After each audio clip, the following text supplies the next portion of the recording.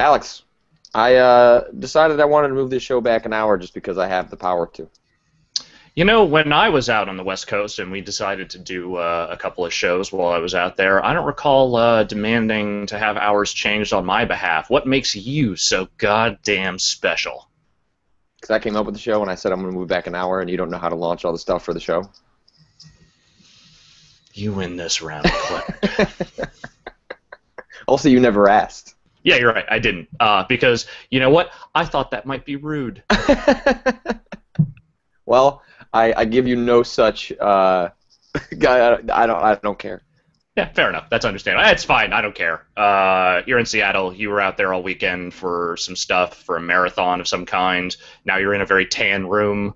I am in a tan room. Well, is there any secrets on that whiteboard back there that we shouldn't know about? Is there anything there that's terrifying or problematic? I should have written something.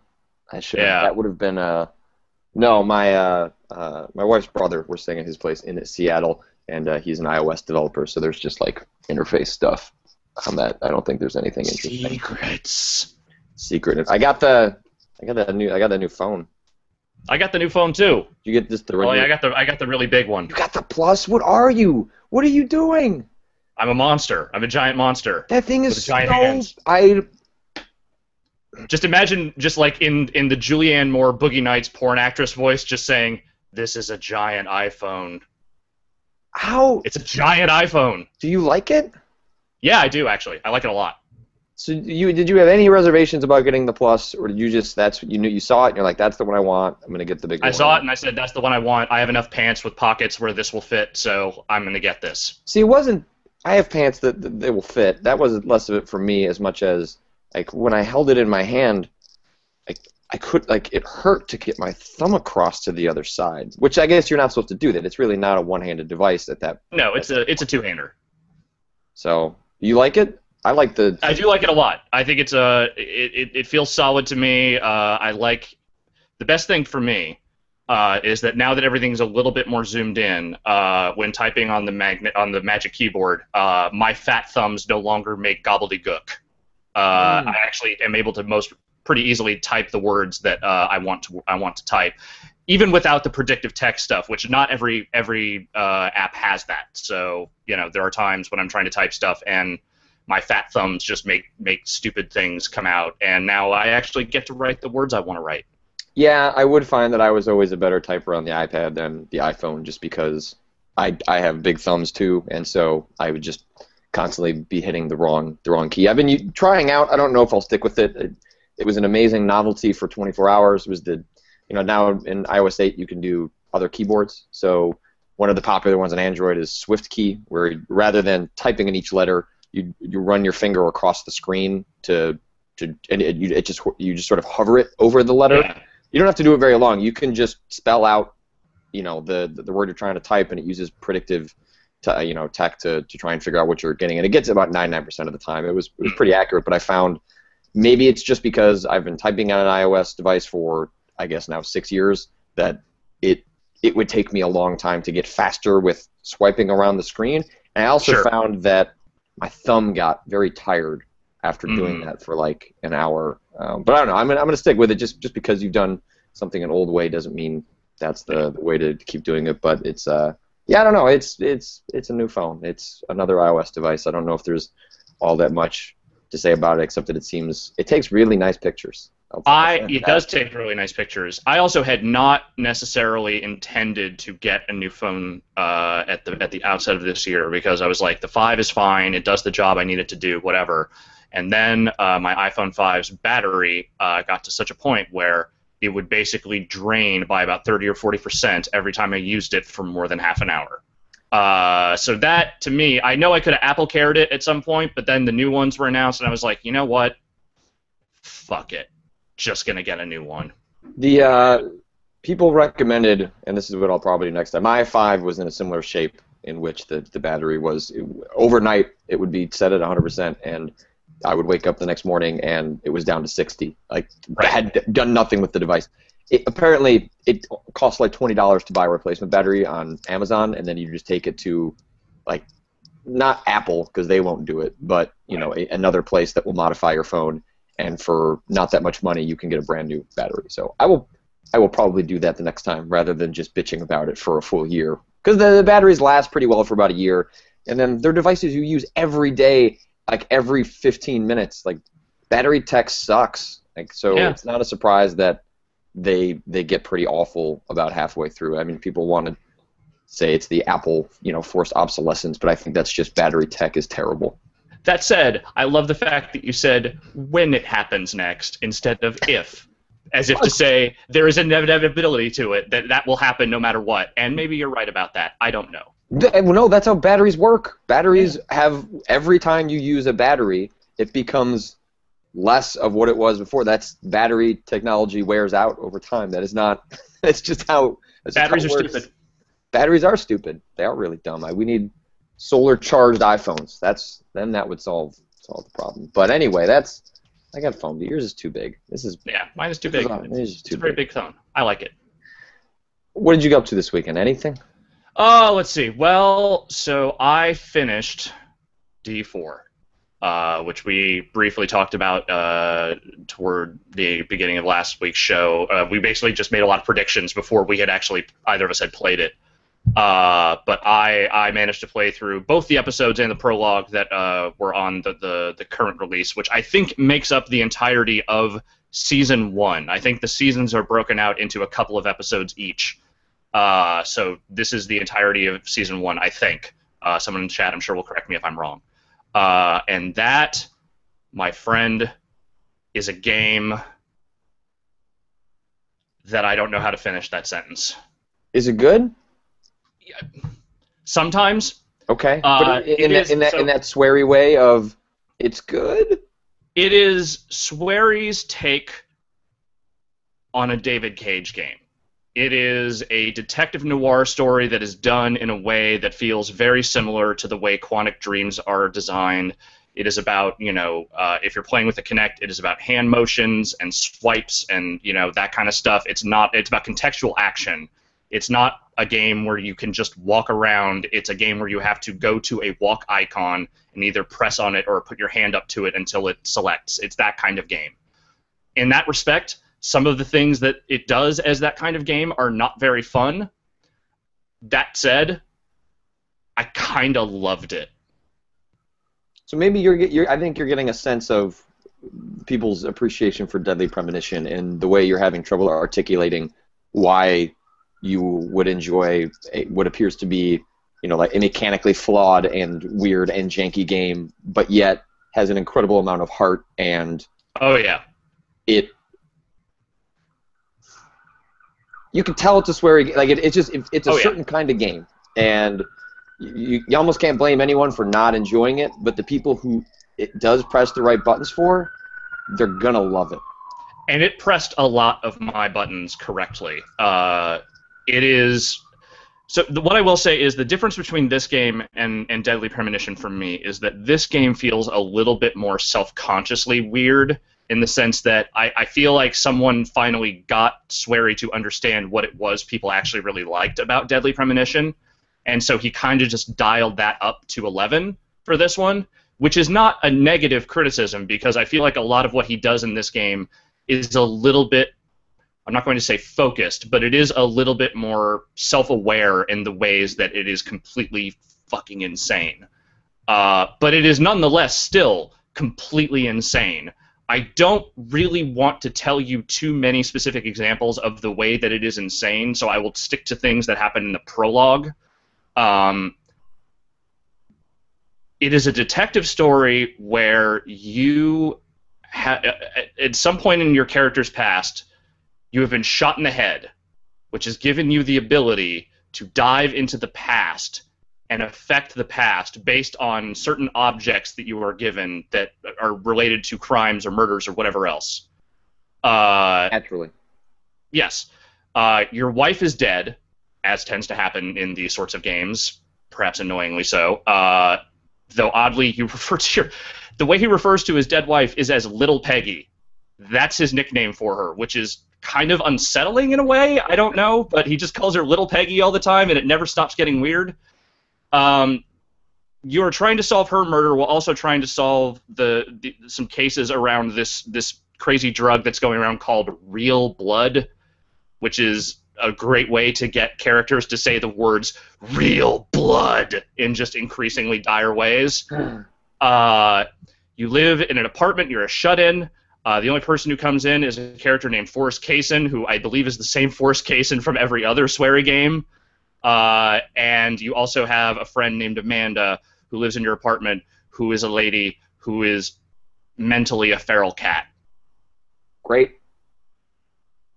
And then in there, you solve some crimes. You use these objects to go back in time, and you're trying to solve crimes.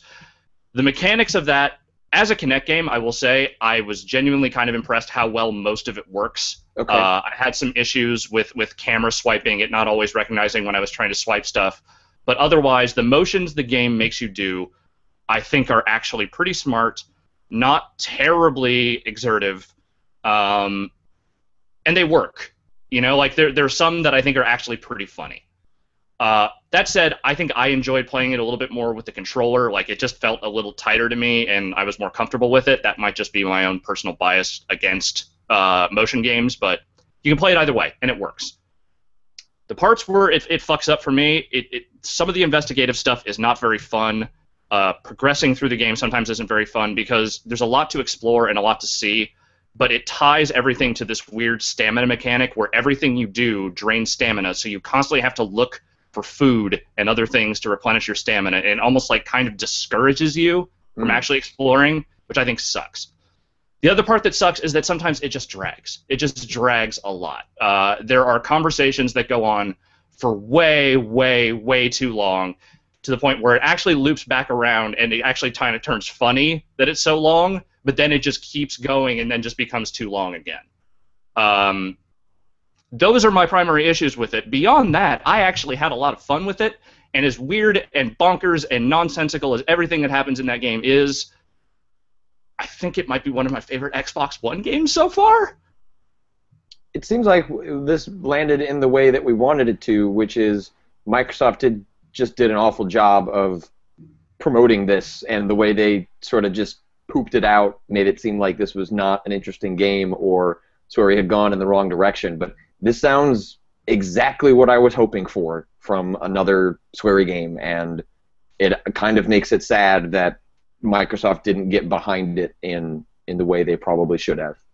Yeah, I mean, if I'm Microsoft PR or marketing or just anyone at Microsoft, I'm looking at that game and going, well, it's good that we have another Japanese designer making a game for us, but what the fuck do you expect me to do with this? And I get that, because this is not an easy game to market. Like, trying to explain to anyone what this is without just putting Swery in front of a thing and saying, look, just explain it to people, maybe some of your fans will get it, is probably very difficult. And marketing people generally don't like things that are very difficult. So I understand why they've done this. I do think it's unfortunate, though, because this game is actually pretty creative and cool and fucked in some ways, but I don't know, man. It's just, I appreciate it for trying something different on a system that does not have a lot on it that is kind of new and weird and different. It is cool to have that. And it actually, you know, for Microsoft's lack of promotion on the game, it drops at a pretty good time in which we're before a bunch of big games are coming out. We're a little bit past Destiny, so some folks who weren't into that have probably at that point moved on. So, you know, there is sort of a vacuum before things really ramp up.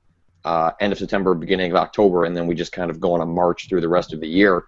So I don't know. I'm glad it got made. I just wanted to find an audience too. You know, that's Deadly Premonition found its audience. It was also helped by the fact that it was, you know, eventually came to every platform. I do not expect that D4 is going to leave Xbox One. Maybe there is a remote chance that it goes to PC down the line, but you know, where he has, you know, made it explicit this was funded by Microsoft, and I don't think this is going to be a, you know, this is a Microsoft Studios production as opposed to like a third-party partnership. You know, this game would not exist without Microsoft having written the checks. So yeah, I'm excited to play it. People, maybe this will be a spoiler. Maybe then you shouldn't go into it. But people keep saying something about clam chowder.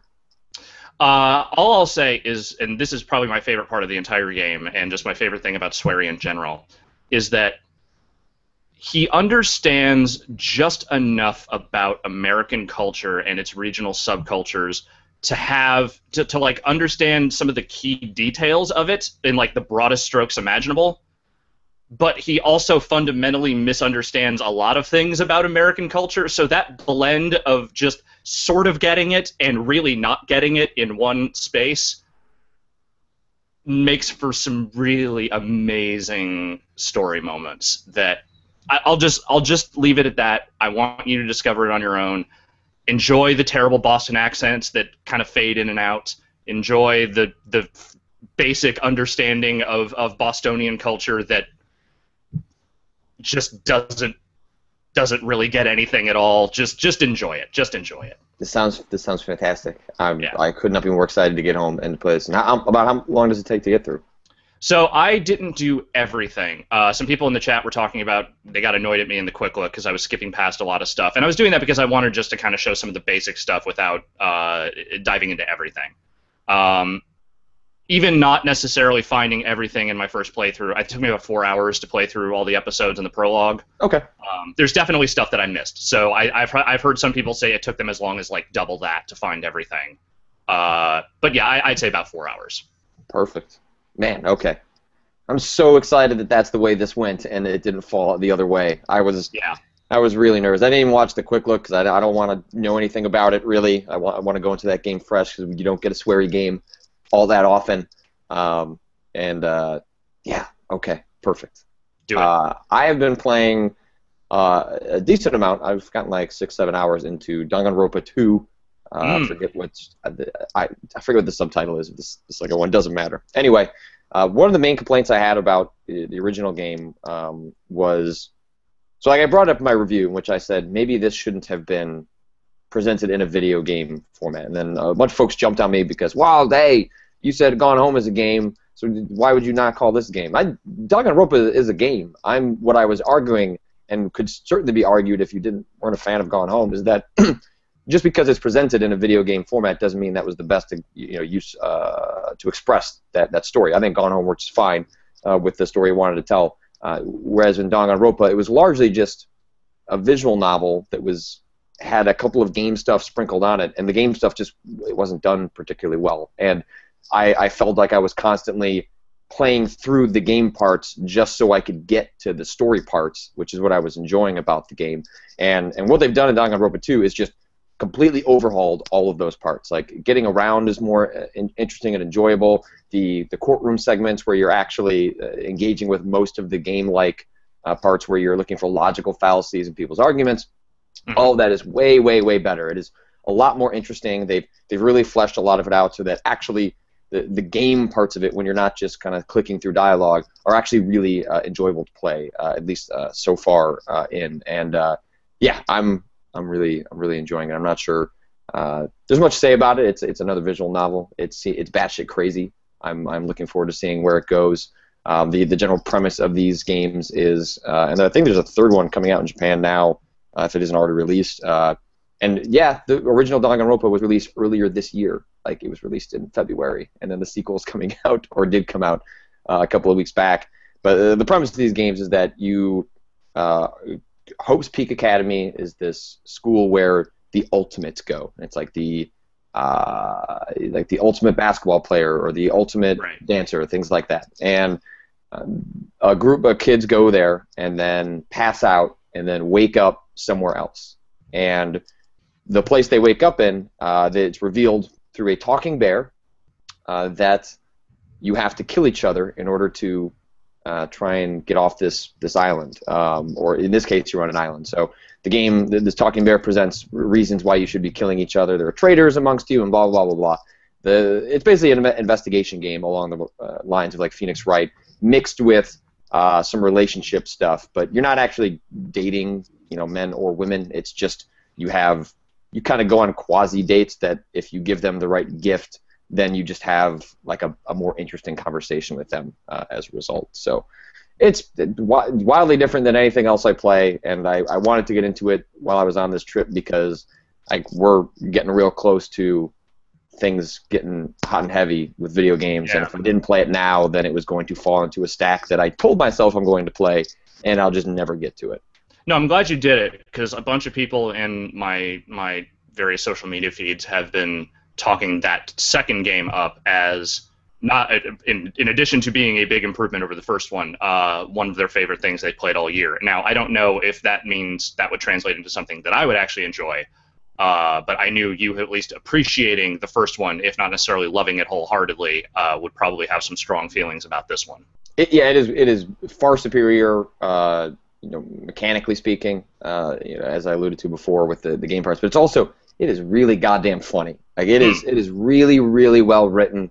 I mean, there are the fan servicey moments, I guess, as you would call them, in these games, is I think worse than the first game. I called that out in my review as, it might be inherent to the genre or expected, but it is largely unnecessary. And what this game does is when it has fan servicey moments in which the women are depicted in, let's call it, compromised positions for the benefit of the viewer, I guess. The game makes fun of it. Like, it actually straight up calls out, oh, this must be one of those fan service moments. And I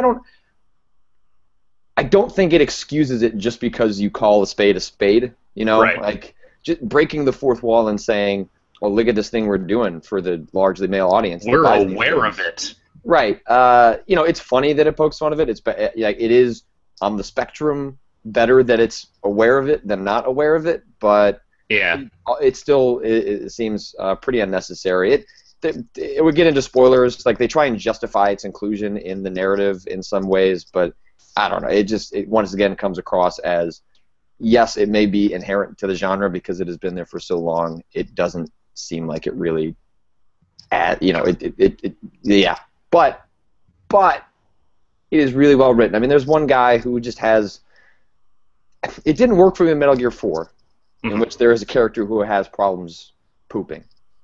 There's a character in Metal Gear 4 who has some pooping problems. Yeah, that's the kind of thing you really need to approach with a nuanced touch. Like, that's the kind of subject matter that you really have to be in the know about pooping problems to make that compelling, I think. So you're saying that they've managed to do that well here. They have. There's a really well-written character who has some distinct bowel movement issues. And the reason it's really funny is because they construct this character in which he's the ultimate team manager. So, like, he's really athletic and like he works with, like, his narrative is that he can take any underdog sports team and turn them into a championship caliber participant.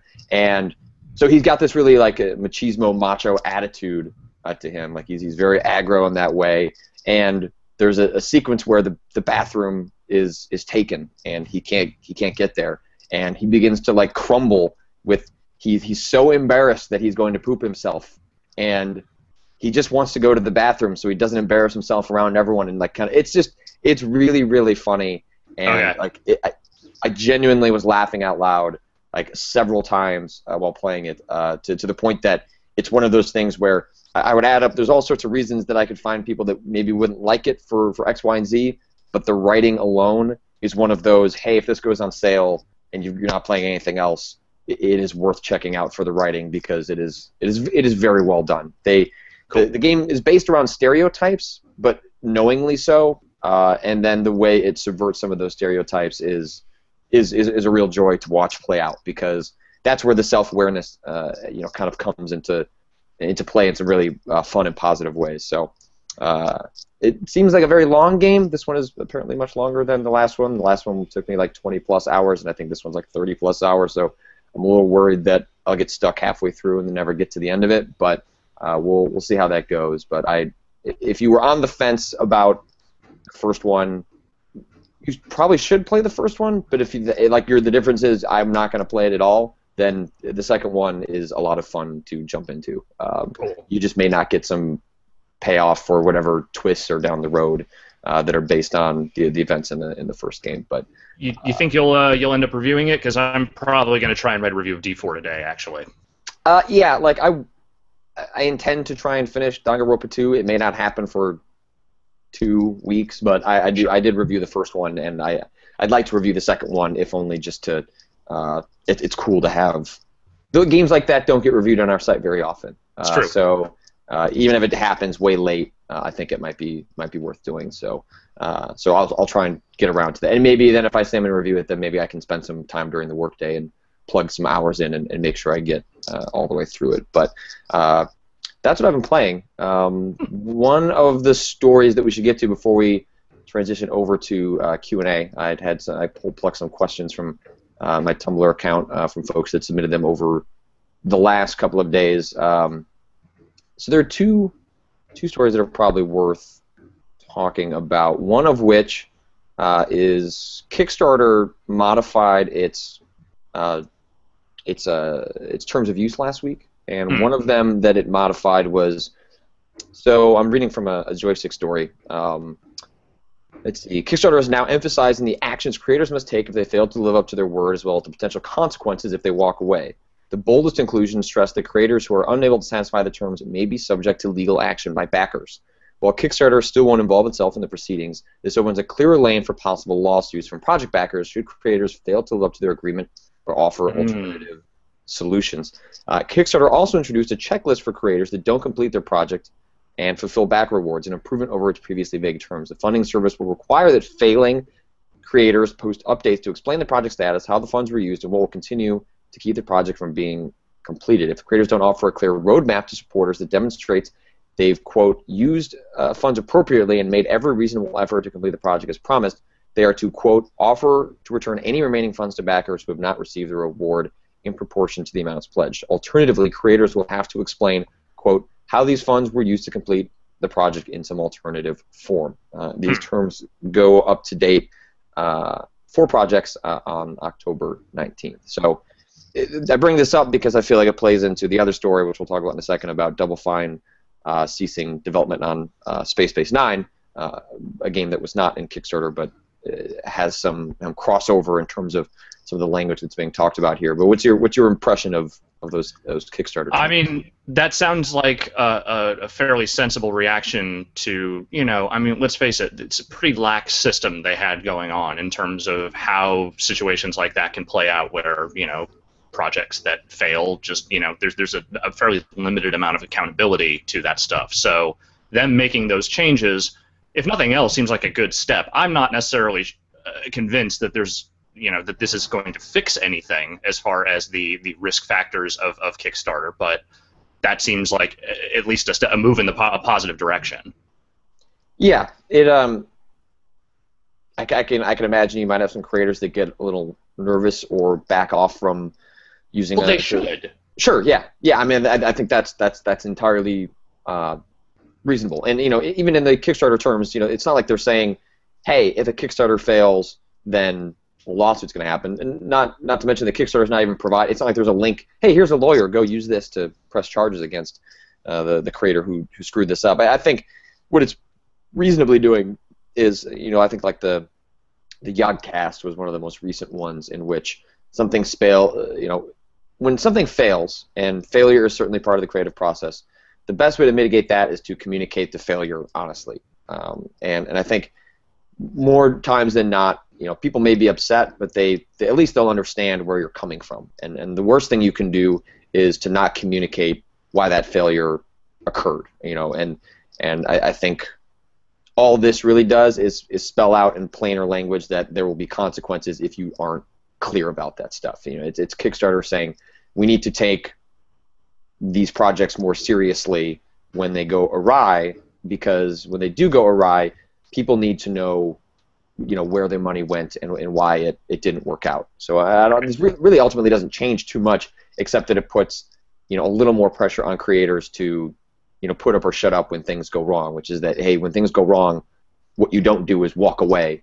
What you do is you be honest about that failure and let people know why it happened. And I think that is fairly reasonable. Yeah, there was the recent example of, I think it was that Neil Stevenson game, the sword fighting game that he had gotten behind that ended up being canceled. I think that is actually refunding at least some of the backers for that. But there's a fairly long posting on there about kind of why they stopped updating for a long time, why they ended up canceling it, and all that. And I'm just wondering if like language like this and situation like this will actually prevent stuff like that from getting as far as it does without necessarily the means to make it happen. I'm not convinced that it will, but again, anything that moves in that direction where it sort of mitigates at least a little bit of the risk, or makes it so that creators understand what they have to do if it doesn't come to fruition, is not a bad thing. Yeah, I don't think there is any excuse for not updating your backers on what's going on, even if the update is nothing is going on, right? Right. I think that you owe that much to the people who back your project. I don't think you owe much more. I think mostly as a site we have the opinion that you should look at Kickstarter as a gamble or a donation or the chance that something. It is not. It's not a guarantor. Yeah, it's not a pre-order. And I know that some Kickstarters present themselves that way. So there's certainly some responsibility that falls to the project creators in that regard. But I think you should always view even Kickstarter that are done by studios that are established. Like always view it as it is potentially something that might be cool, not a pre-order, because it's just different. It is fundamentally different in the way that it is set up, and you'll feel better about it that way. That's how I viewed everything that I've ever backed. I don't back game stuff, but even the other stuff I have backed. That has always been my attitude. It's like, oh, it'll be really cool if this pans out, but if it doesn't, like I knew what I was getting into. I understand that people get invested and then they feel emotionally manipulated when it doesn't work out. But yeah, and I've always argued that Kickstarter has been healthy for making people realize how much failure there is in game development. We are just not privy to a lot of it, and Kickstarter and other avenues of crowdfunding actually make that process a little more understandable. Because lots of games get canceled, lots of games run out of funding.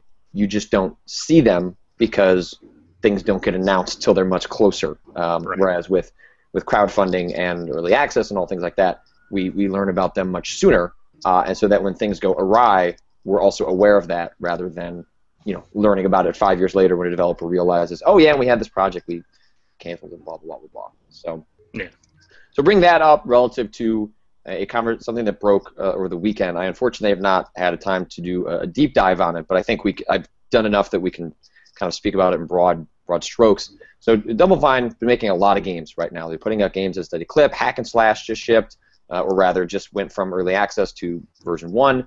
Another game that was early access, and actually Double Fine's been doing several games on early access. Was Broken Age technically early access, or is it just Act 1 went live? And then I think it was just Act 1 went live. I don't remember if it had an early access attached to it at all. Okay. All right. So, well, either way, it's sort of irrelevant. But the Space Base 9 was another game that went early access. I'm not even totally sure what the game... I know it's like a strategy game set in space. Like, it doesn't even matter what the game is about. Right. So Double Fine announced that they were going to basically cease development on the game. They were stopping at, I believe, like Alpha 6 or something like that. There's a very long letter from Tim Schafer in the Double Fine forums in which he talks about why they're ceasing development and the reasons behind that and the transitions that's happening.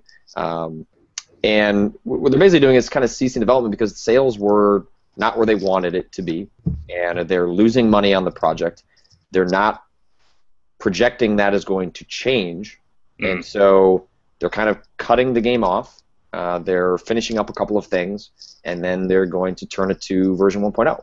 And it's not the game that they had necessarily promised, but Tim Schafer's explanation was basically we couldn't reasonably keep investing in this game because it wasn't going to financially pan out for the studio. And so they decided to kind of cut their losses and shift the game to a version 1, and someone in the chat says Space Base is basically Dwarf Fortress in space. Okay, gotcha.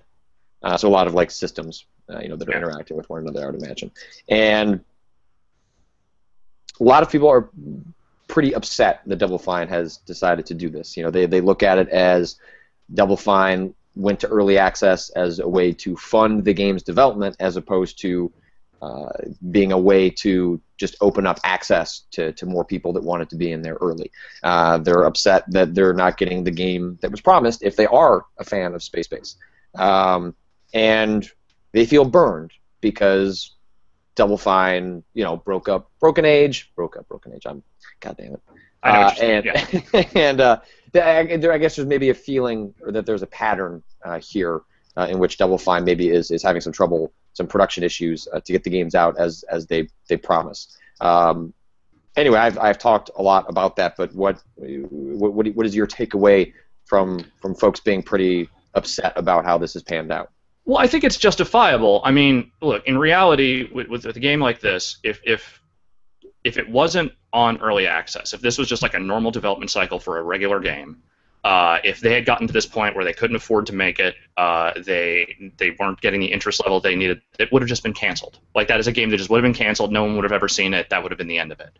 But because it's out there in a public forum, and people have been, have invested money in it, have been engaged in the community around it, there is an investment there. There is an interest there. And to see that the project is being abandoned because that interest level wasn't high enough, I completely understand where that anger comes from.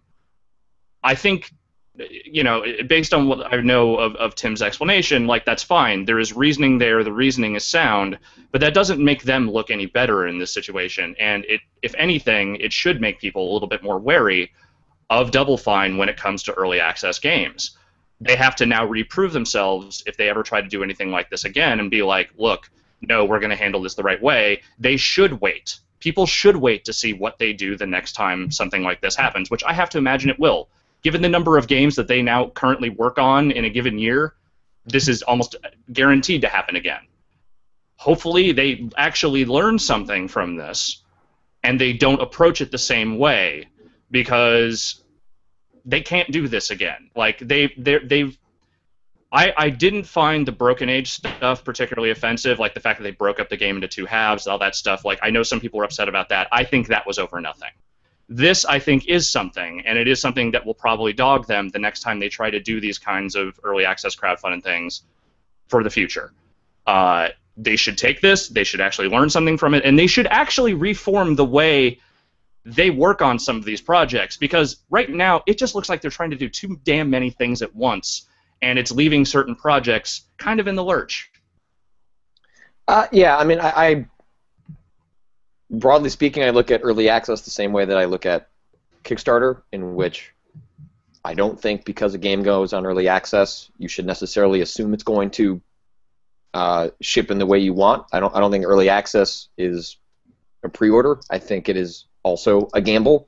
Now, that doesn't mean that developers are immune from criticism. I'm just saying, from the perspective of, as a consumer, you should take the attitude that this is just, I'm jumping into this because I want to see what it's like. I want to play it early, but know that it might not pan out. Know that it's not a guarantee of success. So I think, just broadly speaking, that's a good attitude to have with this stuff, because that's the reality of it, right? Like, I don't think in a vacuum, what's happening with Space Base is, like, pretty reasonable. They are, maybe they should just, is the better option for them to cancel it outright and just say we're done, or is it to, finish it up as much as they can? And it seems like it's a bad situation all around. Like, no one is happy at the end of it. Not the people that were already fans of the game, not Double Fine because they don't get to finish the game the way they wanted. Like, it's shitty for everyone involved. But I still think the broader perspective to have with early access is that it is called early access for a reason. It is just like Kickstarter. It is a gamble on something that might pan out, and it might not pan out. But yeah, I mean, well, you say that they have to re-earn their trust, but they just shipped Hack and Slash. Like, everyone seems pretty happy with that game, and that did. Yeah, some people do. I've also read some pretty harsh reviews of that game. Okay, but like, it's not broken in that way. It's not like an abandoned project by any stretch. It's shipped the way it.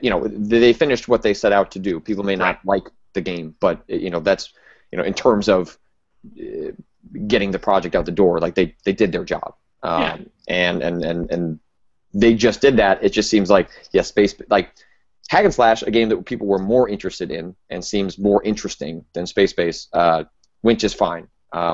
And then Space Base, a game that I don't think most people were paying attention to until this happened. And then it does feel like more people are angry about it than there are people interested in the game. Because I think the story behind what's happening feeds into a broader narrative about Double Fine that has been around for a while.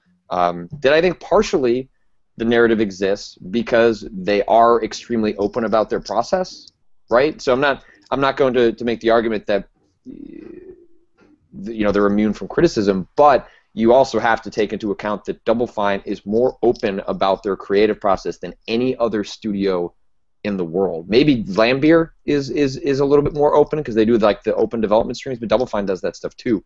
And if you watched any of the Broken Age stuff, like, yes, you can look at Broken Age in a vacuum and be like, wow, seems like they made some bad decisions. But then you watch the documentary and it all seems rather reasonable about how they came to make the decisions they made in that process. So I don't know. I think there's a catch-22 with Double Fine in which they end up looking bad because they talk about and show off all the things they do in a way that other developers don't. That said, because they do that, then they open themselves up to more criticism because by seeing the process, people then feel like, well, you could have done X, Y, and Z. They feel as though you can be more critical because you are being more open, which is it just kind of comes with the territory. Well, in that case, I think it might benefit them not necessarily to be less open, but to be more conservative with the things that they promise they're going to do. Because in this case, it's not that they're just, they're not canceling the game. They're just saying, we're done with this now. It's not making us enough money, so we're just going to put it out there as is, and we're just going to kind of leave it. And while I agree with you that the idea of early access should be treated as a risk by anyone that gets involved in it, there's still plenty of reason for people to be upset about that approach. Them making a hard business decision and saying, we can't afford to keep this up at the rate that we're going because not enough people care about it, so we're just going to leave it as it is. That is a genuine thing that I think people have every right to get upset about, and I think it speaks to some deficiencies in the way they approach this stuff, which I hope that they learn from. It's not the end of the world. This is not the worst thing in the world, but it is a problem, and I hope that it's something that they look at and rectify. Fox318 in the chat points out, using some Steam data, Space Base has an all-time peak of 986 people playing it at the same time. So, like, it really does appear that no one, or relatively no one, cared about this game. So you have to imagine, if you go recently, Tim tweeted out in response to someone who was critical of how they spent the money on Broken Age. He broke down how much it costs basically to just sustain an employee on average for a month in San Francisco, and the burn rate is extraordinary. Like, it's not pretty. So I would recommend checking that out if folks are a little more interested in the financial side of it. But yeah, I want to look some more into that. Some folks are asking if I was going to cover it. I don't know. I'm taking the rest of today off after Worth Reading and goes up, and I archive the morning show because I'm in Seattle and it's my wife's birthday, so we're going to go explore. So I'm not sure if I'll get I know I will not get to anything today, but maybe I'll look into something later this week. So with that, and turn it over to some questions that people submitted. Let's see. Oh, here's a good one. Treyfusis1313 asks, hey, quick question from the morning show. Do you and Alex have any specific process when it comes to writing pieces for the site? And if so, what does it entail? My process is generally to think about writing something for as long as I possibly can before I am about to be criminally late with it, and then write it as fast as humanly possible, and then just say, okay, everyone look at this, go. It is what I would probably regard as the worst writing process, but it is the only one that works for me. I honestly don't have much of a process. I don't take a lot of notes when I do things. I don't refer, I just kind of tend to write stream of consciousness until all the words that were in my head are spilled out in random fashion. I try to reorganize it a little bit. I try to turn it into something that is coherent. If I futz with it enough times and it still doesn't seem right, I usually still just throw it out there and let other editors look at it, and if they have something significant to say, I will make those changes. But I am the worst judge of my own writing, so most times the longer I spend messing with something, the worse it gets. Yeah, I mean, your Wolf Among Us review must be pretty terrible then. Yeah. I am actually going to put that up when you're gonna. You are. You're gonna put that up. It's almost done. Well, I mean, it's basically written. I'm going to wait for the Xbox One and PS4 versions to come out, because then that will actually come out around a time when people might care about it. But it's 3 stars. It's a 3-star game. There, you want my review? There it is. It's fucking 3 stars. Enjoy. My process. I mean, it depends on what I'm writing, I guess. You know, there are different approaches for if I'm writing a feature story, or if I'm writing a review, or writing an opinion piece. One of the questions that people often ask is, like, what do you do about writer's block? The strategy I've always had is to, the moment you hit a roadblock with something you're trying to articulate, often when you're writing something, what you're trying to do is you're pinning down the one thing you've like fully formed or formed in some capacity in your head. You're trying to get it out before it disappears. And if I'm in the middle of writing one thing and I'm just struggling with it, but then another idea comes up, I'll just jump ahead and write that. Like, I don't write things in order necessarily. Sometimes it happens. Sometimes a review just comes to you and it all kind of comes out fully formed. But often for me it's a hodgepodge of, like, okay, I'm having trouble describing the combat. I'm going to jump ahead and write something about the story. And I find that if banging your head against a paragraph for 45 minutes often does not produce a good paragraph, and usually it's kind of like how you work out puzzles. You know, if you walk away from the thing you're having trouble with, it'll probably figure itself out by the time you return to it. And I find that applies to writing, where I'll go and write about some other part of a game, then come back to whatever I was struggling with, and it'll kind of figure itself out. Yeah. The reality for me is that I hate everything I write. That's not because I think everything I write is actually bad. That is a personal deficiency of mine. So the recent tactic I've taken is sleeping on everything, making sure that I'm getting text done at least a day ahead of when I want it to go up, and then taking the night to sleep on it and look at it. And 9 times out of 10, when I read it the next day, I find maybe 1 or 2 things to actually fix, and then everything else is fine. It's just that in that immediacy, in that moment when, you know, I've just finished a draft or whatever, I cannot judge it accurately because I'm too in it and I'm too frustrated or angry with it, so I need to take that time away from it. And that usually helps a lot. Reading what you've written out loud is also an extremely useful strategy, especially when, you know, it's always best to have another set of eyes on it. Editing is part of any process of writing. But if, for example, like I have to write a piece and there is no one else to look it over, and you're out of town or something like that, when you actually speak something out loud, you get a separation from it that doesn't happen in your head. And I'll often find arguments that don't make sense, or you know, awkward grammatical issues get worked out by actually speaking it, because you have to articulate it in a way that you don't do when you just read it in your head. So that has helped me get rid of run-on sentences. Not entirely, but for the most part, because I'm really good at writing run-on sentences. Your sentences are very long. Are very long. Super Lobster 06 asks, as a fellow Chicagoan, you must have a deep love for pizza and hot dogs.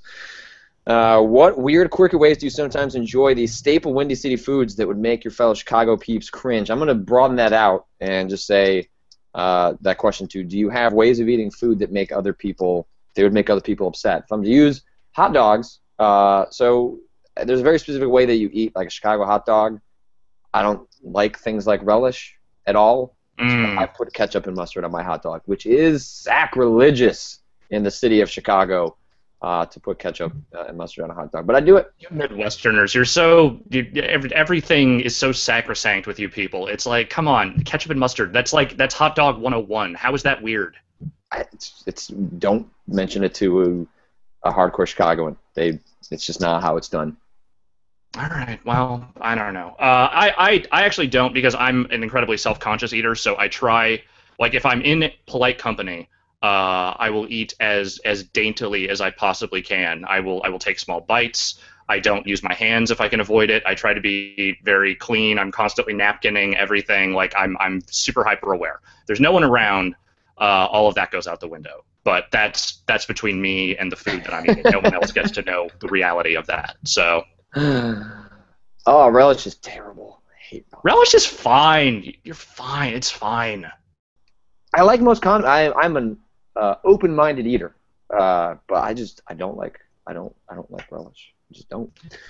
A hot dog for me is ketchup, spicy or Dijon mustard, relish, and onions. That's it. That's a hot dog. That's what you put on a hot dog. Sometimes if I get a Chicago style dog or the ones with the tomato or the hot peppers on them, I'm fine with that. That's okay.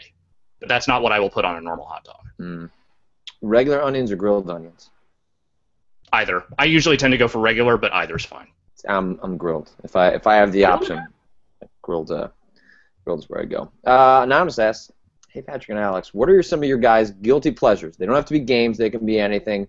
Something you think is probably bad, but can't help but like it anyway. Hardcore pornography. I don't know. What is an actual guilty pleasure for me? Okay, here's a guilty pleasure. Okay. Despite not believing in anything that they portray on their shows and not liking any of the people that are on the shows, I have a weird fascination with like ghost hunting reality shows. Okay.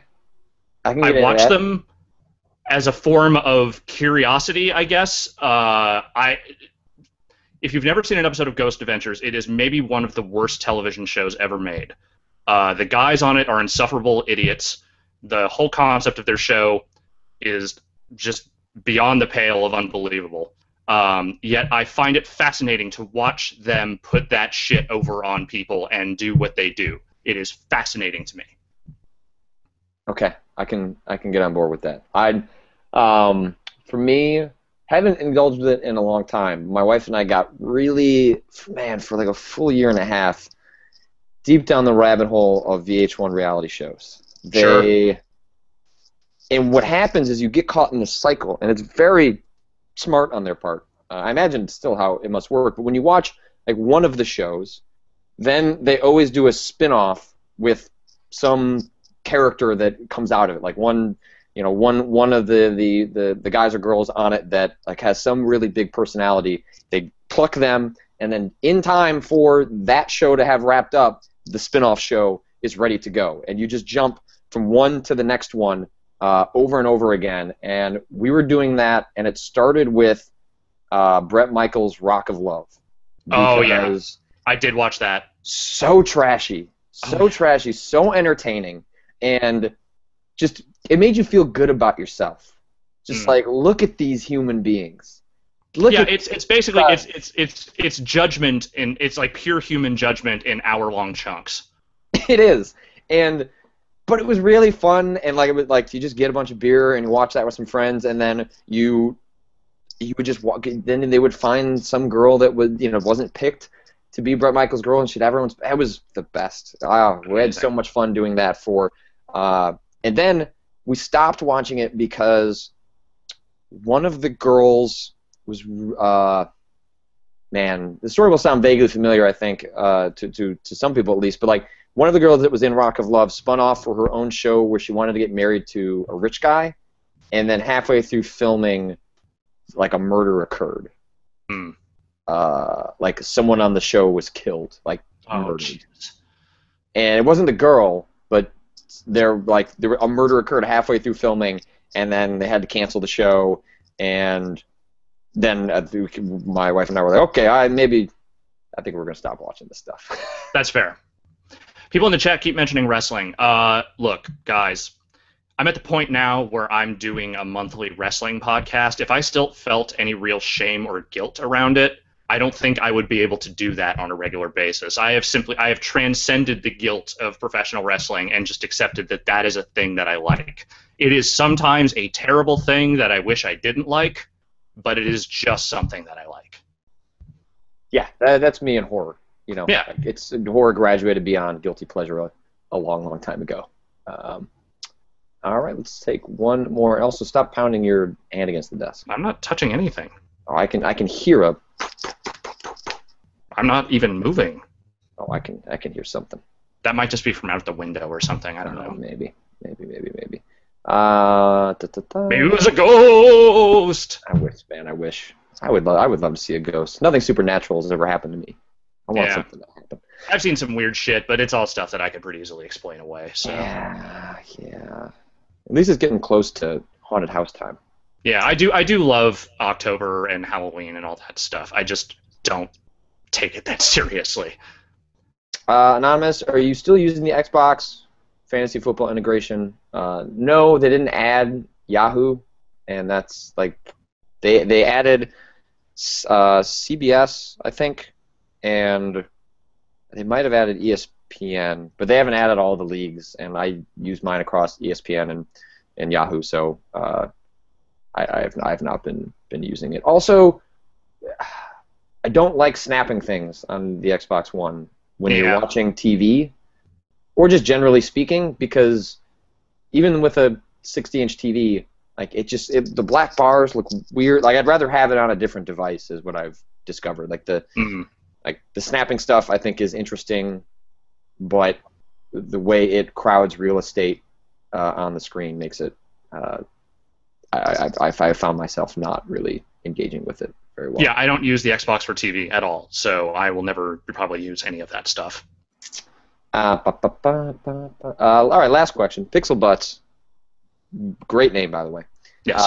Asks, after finishing any episode of a TV show of which you have a full season available, do you like to watch the next time on ending bits? I feel like if I say, okay, last episode for tonight, those bits just tease me and possibly spoil something, I was already planning to watch the next episode, I don't gain anything. Curious about your personal habit in this regard. Yeah, I do, because I'm not especially spoiler conscious. I don't really care about that so much. So if something ends up in one of those things that, leads me to understand something I would not have otherwise, I don't really care. I don't get that mad at it. I also don't binge watch a lot of shows, and I don't, I tend to just kind of watch stuff over very long stretches of time. So yeah, that stuff doesn't really bother me at all. Also, a lot of those don't really ever have spoilers in them. Like especially shows like was it Mad Men? Like they're well known for having the worst ones of those because the showrunner has no desire to ever even do those. The network makes him do them, so he just puts them like full of scenes that have zero context and don't tell you anything. The only time that traditionally I watch them because I don't care too much, but like I stopped watching them during Lost. I stopped watching them for shows that I'm really invested in because what usually happens with those teaser bits is they'll tease like, oh, next week somebody dies, and it's not even necessarily that someone actually dies that next week. Oftentimes they'll set up or tease that someone's going to die and then nobody dies. I find both of them equally frustrating. I find it frustrating if they're setting up for something that doesn't happen, or they've set up for something that does happen, and then I'm disappointed that I saw it coming or had some inkling that it was going to occur. So, especially for shows that I'm just sort of kind of passively watching, like, for example, like The Strain on FX, right? Like, I'm watching it because I'm going to watch at least the first season of a Guillermo del Toro produced vampire show. And it's, like, good enough that, like, it's entertaining on a Sunday night. But I don't think it's that great, so I don't mind watching the next bit. In fact, it actually maybe gets me a little more interested in the next episode. But if there's a show I really, really am enjoying, like I didn't watch the teasers for The Leftovers. I didn't watch them for Lost, like or 24. I wouldn't watch the teasers for. So it's like shows that I'm really interested in. I put them to the side because I like being the surprise element.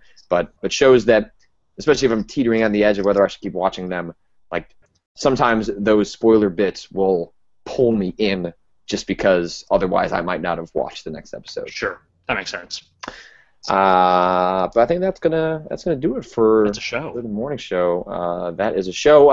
If you didn't notice, last week on Friday we did not have a video version because I was traveling at the time.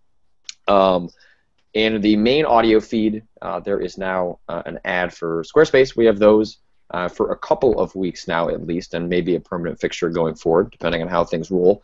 But that is only in the audio version of the version archived on the site, so there won't be ad reads during this video version that we do. And there is a premium version of the podcast without the ads if you would like to skip that entirely. So we got options. We got options for you no matter what you want. But that will be present for at least the next couple of weeks. So. What are you up to this week? Are you guys actually gonna build this goddamn PC? I don't know. I don't know anymore. If we do, we might end up just doing it off camera. Vinny seems a little tentative about going back on a stream to do that again for a third time, and I maybe agree with him. But that's yeah. At some point, we'll finish that PC. We are going to do an unfinished later this week for Civilization Beyond Earth. I think the embargo for that is on Friday, so we'll have it for then. We will have a new Power Bombcast this week. We are recording it tomorrow. That will probably be up on Wednesday, so keep an eye out for that. We just thought we would try doing a post-show one for the next couple of months to see how people like that instead of the previous scheduling. We're messing with stuff. We'll see how people like it. And other than that, I'm going to write a G4 review here, and hopefully have it today or tomorrow. We'll see. But I like that game. It's pretty neat. Yeah, you should write a review. I'm curious to see your fully formed thoughts on that, especially as, I guess you're the only one that didn't play Deadly Premonition. Or did Jeff play Deadly Premonition? Maybe Jeff didn't. I didn't play Deadly Premonition. I watched most of the endurance run for Deadly Premonition. I didn't watch all of them, but I watched at least one of them to completion. So I at least understand Deadly Premonition. Okay.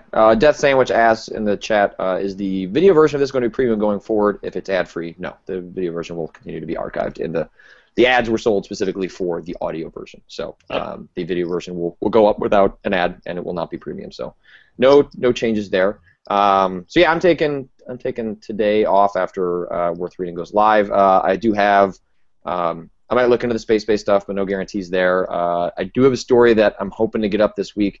I spoke with a Twitch streamer that got swatted, and. So I'm hoping to get that story up sometime this week. But we have a long conversation that I need to transcribe. But it was a very interesting, if traumatic, conversation to have, just because getting swatted sounds unbelievably terrifying. And this was a guy with a family, a 2-year-old. Like, it is just top to bottom, just a really scary story. So I already had my conversation with him. I got to do some more research on. The swatting, generally speaking. So I'm hoping by the end of the week I can get that together. There's a video that went up on the site on Sunday of me covering Bit Bash in Chicago.